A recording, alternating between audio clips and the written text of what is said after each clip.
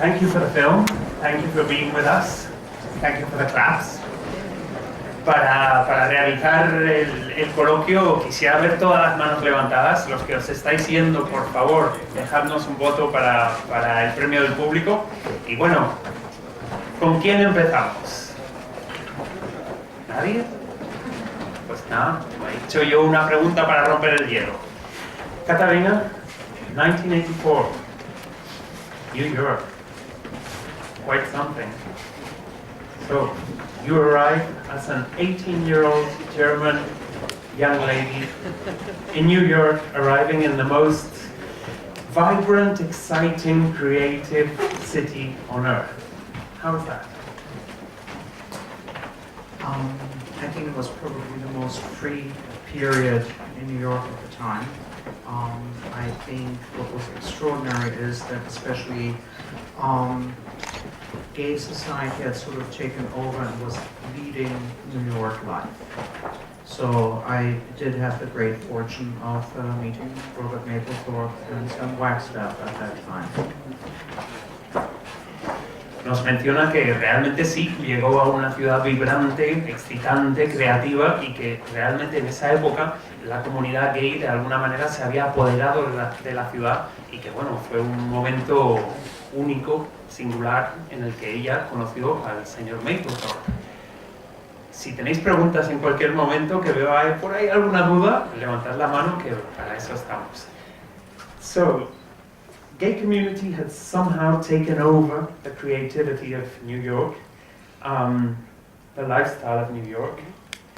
Back then in the 80s, when you met Mapplethorpe or other artists or other creators and all of this buzz, creative buzz in New York, where exactly did you used to meet them? Le pregunto que realmente en esa ciudad de creatividad, digamos, de muchos artistas emergentes y de esa vida nocturna, de alguna manera que realmente le daba tanto carácter a la ciudad, ¿dónde se conocían a los señores como el señor Mapplethorpe? Well, you could usually meet everybody in the bathroom of area. Those were the first unisex bathrooms. They were the party rooms, if you will. And yeah, that's where I met Keith Haring, that's where I met Jean-Michel Basquiat, and that's also where I met Robert Mapplethorpe. Nos cuenta que por aquel entonces, generalmente los baños de alguna discoteca, por ejemplo el área que tuvo los primeros baños unisex de Nueva York, era donde conocías pues, a un Keith Haring, a un Mapplethorpe o otros muchos artistas de la época que realmente movieron o crearon este movimiento, ¿no? One of the curiosities of your film and one of the claims of your film is actually making contemporary photography into fine art with lots of polemics. Why do you think the world was in the need of this type of creativity, this type of photography to literally become a fine art? Le pregunto porque en la película reseña mucho el hecho de que la fotografía contemporánea se volvía bella arte, ¿no? Y que realmente por qué el mundo necesitaba que esta fotografía se ensalzase de esta manera. Well, there were several simultaneous movements.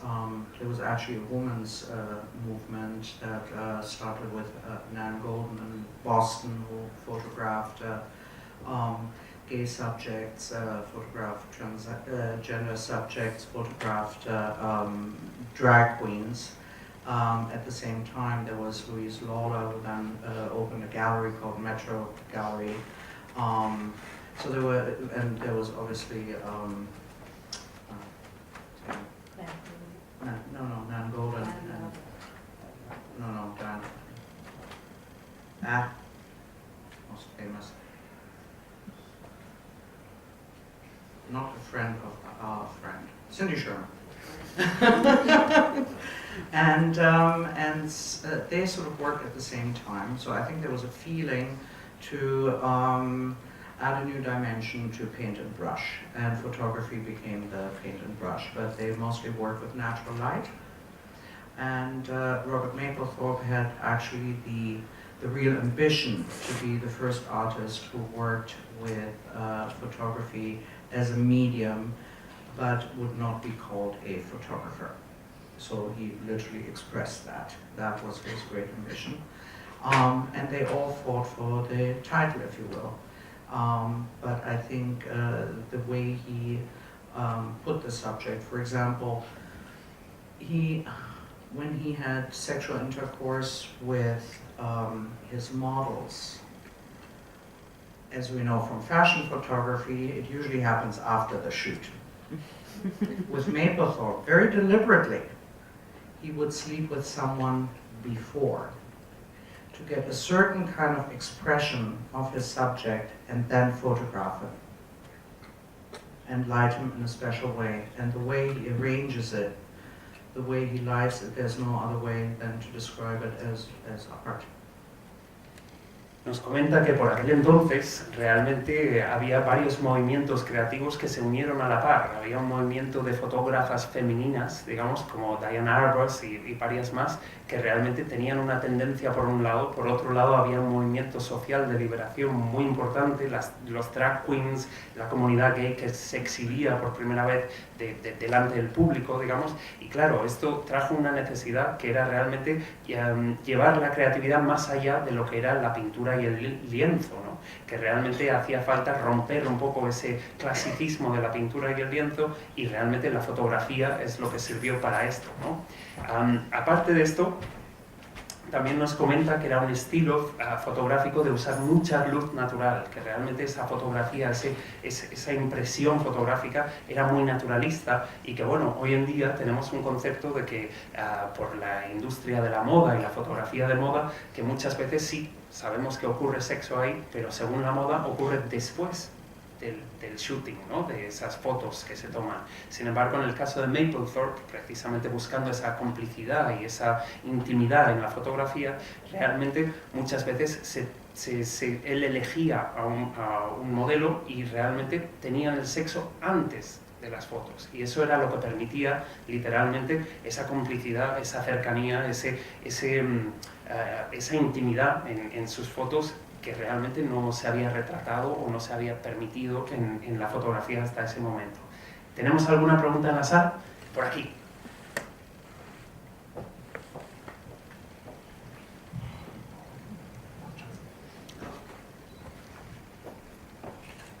Bueno, muchas gracias. Quería hacer una preguntita, porque me ha gustado el documental, porque no solo muestra, digamos, el campo de liberación para mucha gente que pueda abrir esta ruptura que una figura como este fotógrafo abre, sino que aparte de mostrar esas vías de liberación, también muestra, digamos, que eso está asociado a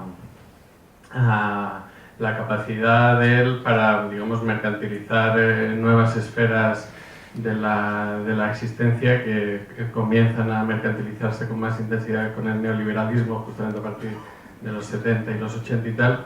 Y entonces que quería preguntar cómo ve esa contradicción entre que supuestamente digamos, esta lucha o esta forma de expresión se enfrenta con la moral conservadora, ¿no? Que inicia y termina el documental, y en ese sentido se presenta como liberación, pero al mismo tiempo está atravesada por la contradicción de que ese movimiento de liberación se vehicula a través de la capacidad de mercantilizar nuevas esferas de existencia, como puede ser la imagen, el cuerpo, la corporalidad, la fotografía, digamos, todo ese campo que está asociado, ¿verdad?, con lo capitalista y supuestamente con lo no liberador, sino con el mercado.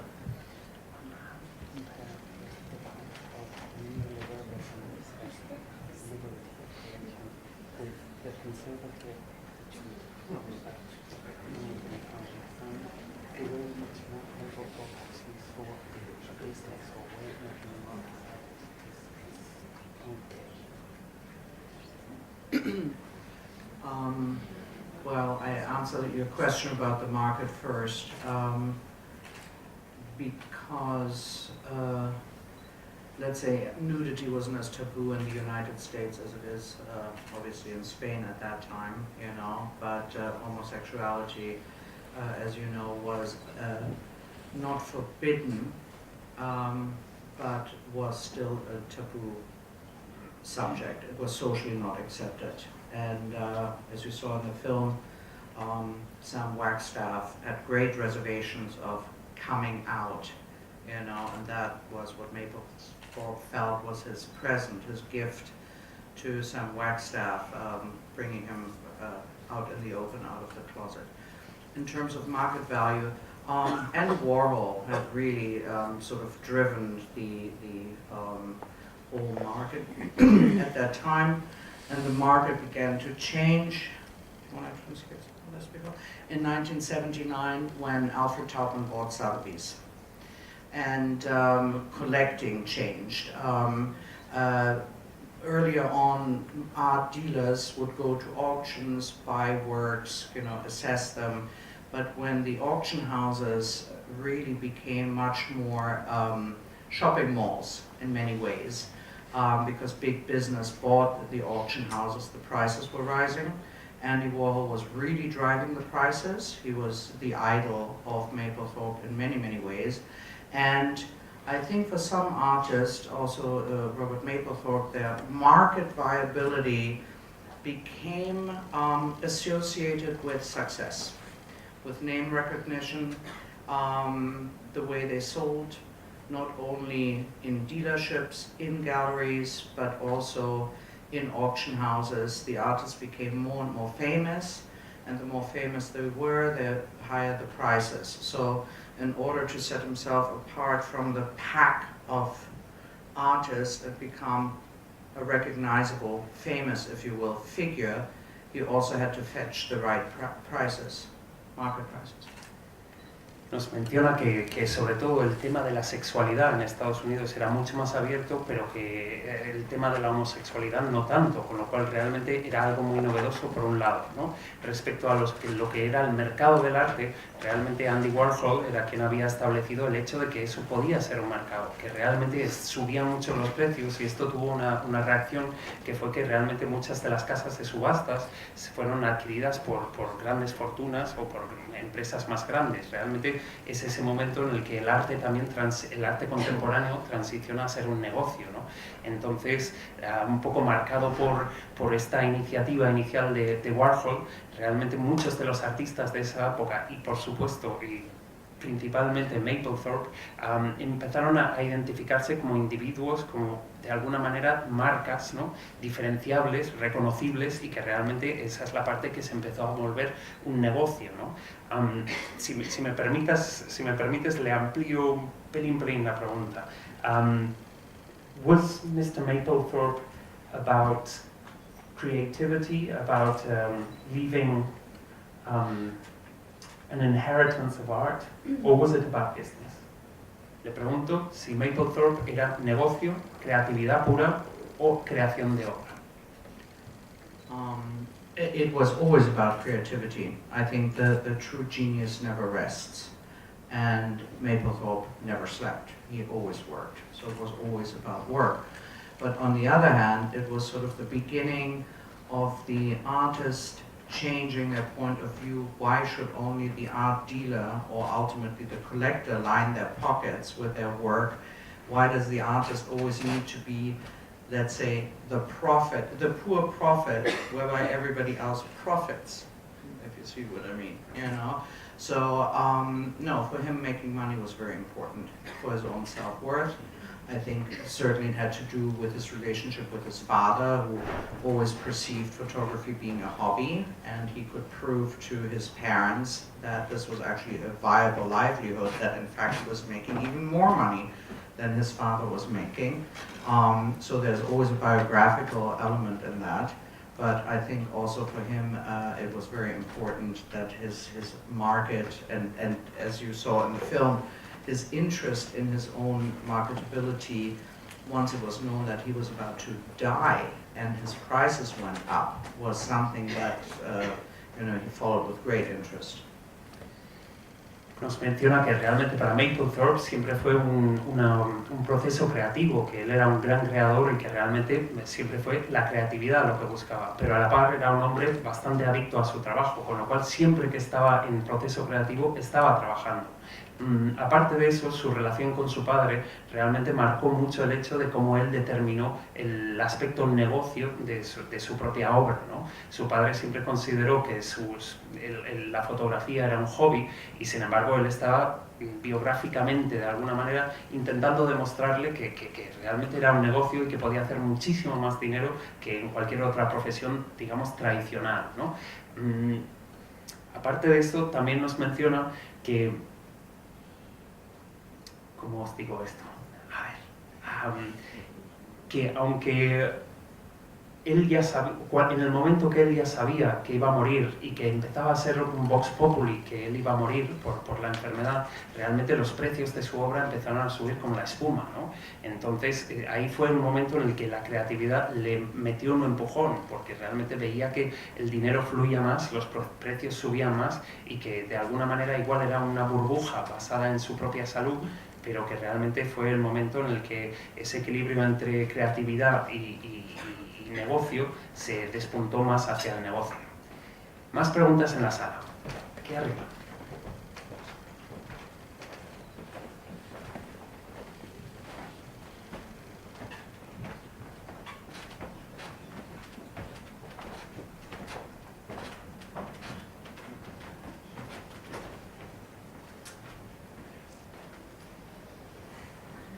Me ha parecido ver en el documental que no hemos visto ninguna entrevista o testimonio actual de Patti Smith. ¿Cuál es la razón? He has observed that there's no interview, nowadays interview with Patti Smith in this film, and why is that so? Esta es, para justificar su sonrisa, esta es una pregunta que le preguntan en todas las proyecciones. My favorite question.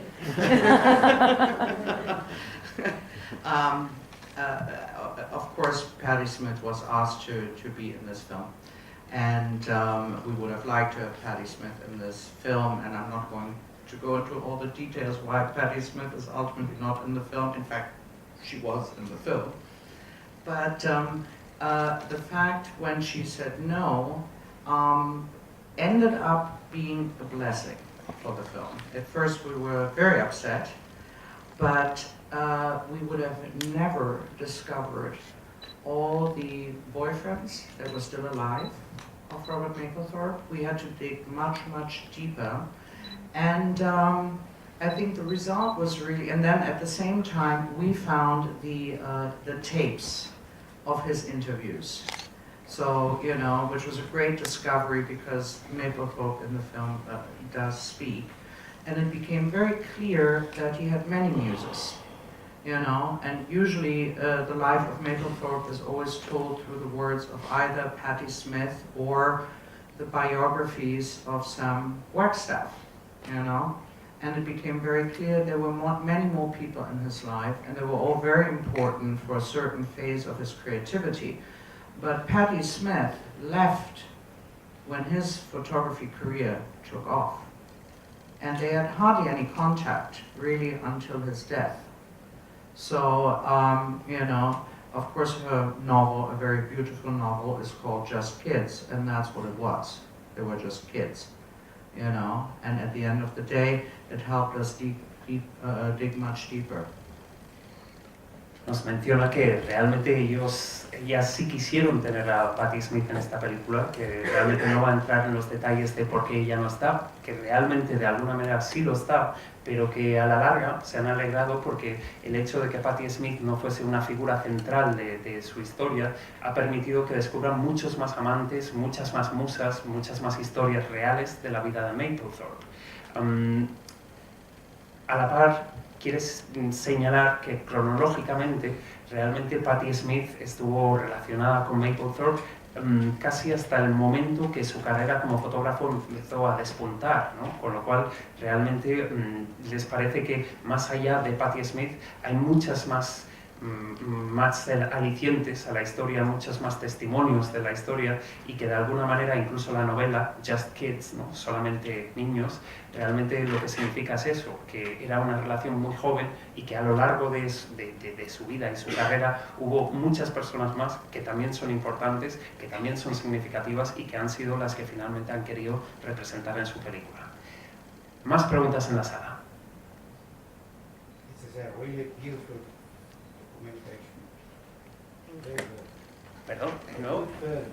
Very good. Thank you. Thank you very much. Yeah. That's very kind.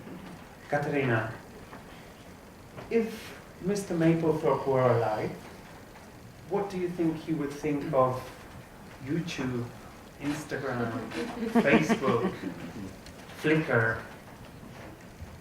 Tell us a bit about that. He would be in heaven. He's probably looking down. Maybe he invented it all from heaven. I think if he was alive now, toward the end of his life, he started working in color. He started working in larger formats. And I think it would have been very interesting to see what he would have done in the digital world.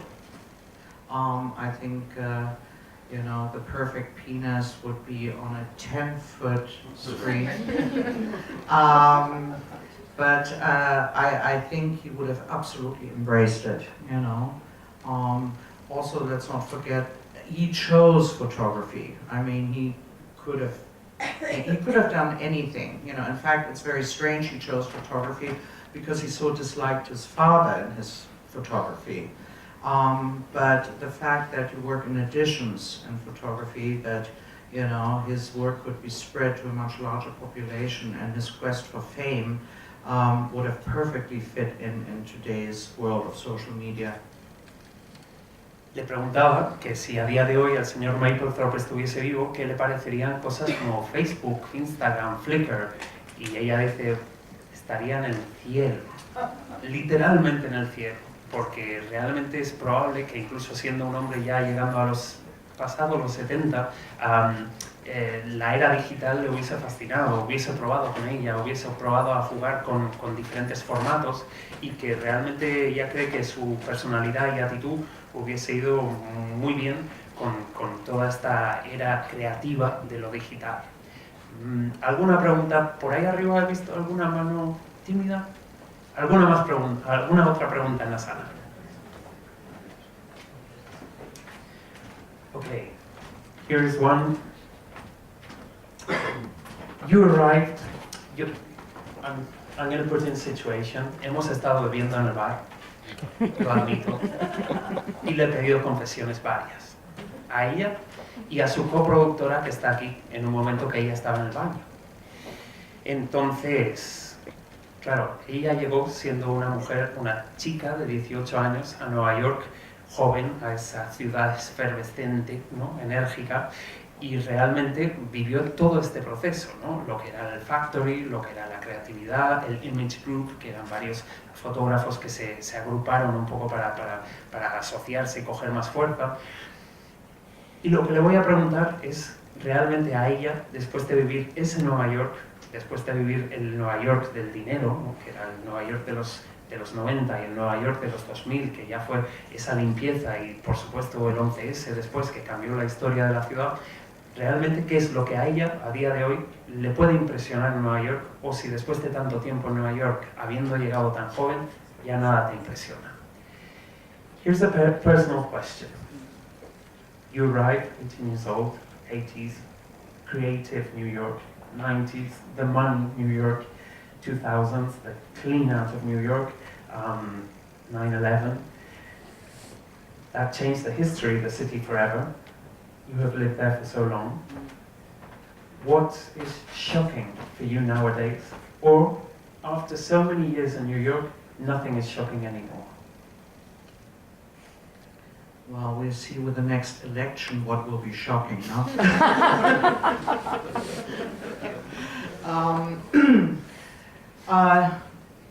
Not so much shocking. I can say that 9/11 really rocked the city in many ways. And I think what is shocking to me, having lived through the 80s, having lived through the AIDS crisis that took so many visionaries and great artists from us, is that with 9/11 the re-emergence of such, let's say, the re-emergence of religion to such a degree, of conservatism, of women's rights being questioned, of candidates emerging, especially in the Republican Party, that have values that really would bring us back 50 years. And what was extraordinary about the 80s was that you could put everyone into a room, every gender, every color, left, right, and there would be a discussion. That uptown went downtown and downtown went uptown. You may not agree many times, but there was a discourse, and there was a respect for everybody else. And that kind of respect that I think is sort of the epitome of civilization is crumbling, and that I find shocking. Nos menciona primero, a modo chiste, que lo que va a ser impresionante es ver el resultado de las próximas elecciones. Que eso realmente puede ser impresionante. Luego menciona también que realmente en los años 80, aparte de esta creatividad y efervescencia, sucedió una cosa muy importante, que era la crisis del VIH, que esto cambió muchísimo esta creatividad, este movimiento y un poco la ciudad en sí también. Por otro lado, también nos menciona que realmente en los 80 lo que sí sucedía es que en una misma habitación se podía reunir cualquier persona de cualquier raza, de cualquier religión, de cualquier orientación sexual y, aunque muchas veces no llegasen a acuerdos, había una discusión abierta basada en el respeto. A día de hoy creo que esto no sucede, que realmente se han cuestionado mucho los derechos de las mujeres, ha habido una emergencia de ciertas tendencias religiosas que realmente son una regresión en el tiempo, un poco a la era de los 50, ¿no? Y que realmente para ella esa falta de respeto, esa falta de unión y de discusión es lo que puede resultar para ella lo más impresionante o desagradable de Nueva York de hoy en día. ¿Alguna pregunta más en la sala? You mentioned HIV. There's one question. There's one question. A ver, la mano. Perdón, que arriba del todo nos vemos casi.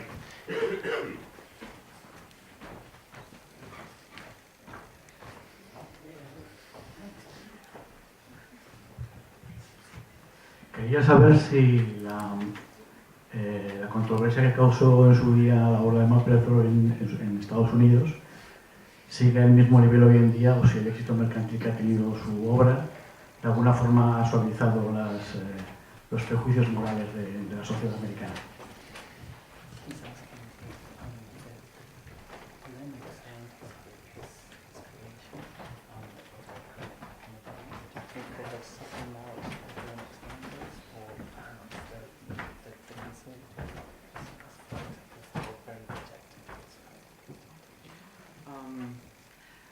Well, I think that in terms of representative art, I think there's much more acceptance there.